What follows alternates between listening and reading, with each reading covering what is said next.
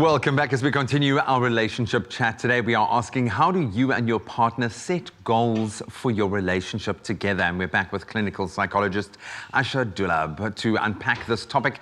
So please weigh in. We want your comments, questions, anything you would like to add to the conversation. You can hit us up on our Facebook page or just phone our studio line directly. Write this number down, 021 110 552. And I'm going to open our account with a comment that came through from Star, and she said, I think one of us has got to have their own set of goals as individuals, then share them with your partner, and I believe fusing both our goals together, we will get what we intended to achieve together as a couple. So it's not about losing your identity within that and only being about the goal, but kind of merging the two. Absolutely. We need to just focus on ourselves as well, because if we don't focus on our individual goals, we may become quite resentful towards our partner. We may get into a space where we don't feel good about our own desires and what we want to achieve. So it cannot be at the expense of the relationship, but we need to find a clear balance between our individual goals as well as the couple goals.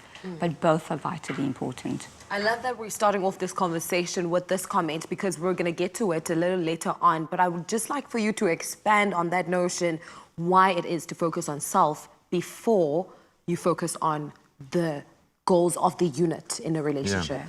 Focusing on self is most important because it's personal well-being, seeing to yourself first, having your cup full before you can actually give onto others.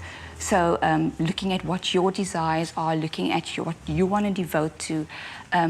Every human being has to focus on what their sense of self-actualization is.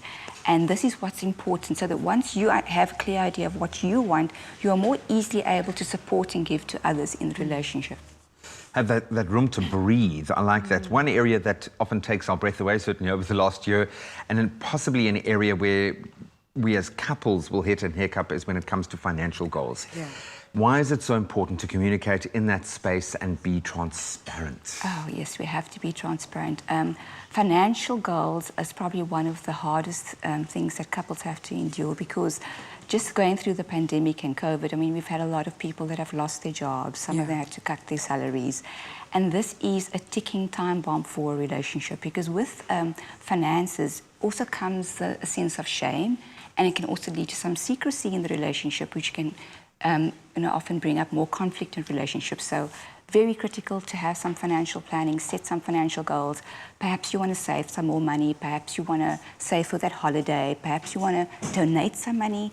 So speak about what are your viewpoints of money, because also our relationship with money actually goes back quite way back to when we grew up, and how does that impact part of our pathology. G, I think, mentioned earlier on that, the lockdown has provided a sense of having to be very honest with yourself and just being honest with the reality of what is going on out there.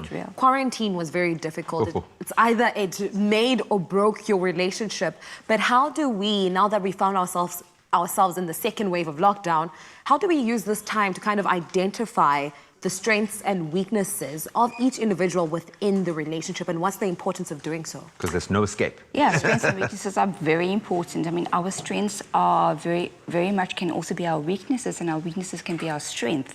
But acknowledge each other's strengths and weaknesses. I mean, just like the pandemic has got a great strength in that it's offered us a sense of community, a sense of togetherness, connectedness. But the weakness of it is that it's brought about a lot of fear, a lot of distrust, a lot of mistrust, a lot of uncertainty. So life is always about those opposites. It's about embracing both and acknowledging each partner in the relationship for both their strengths and weaknesses. It makes us whole. So self-awareness is critical here, and self-growth is critical. But relationships grow us and heal us. That's why we're in relationships.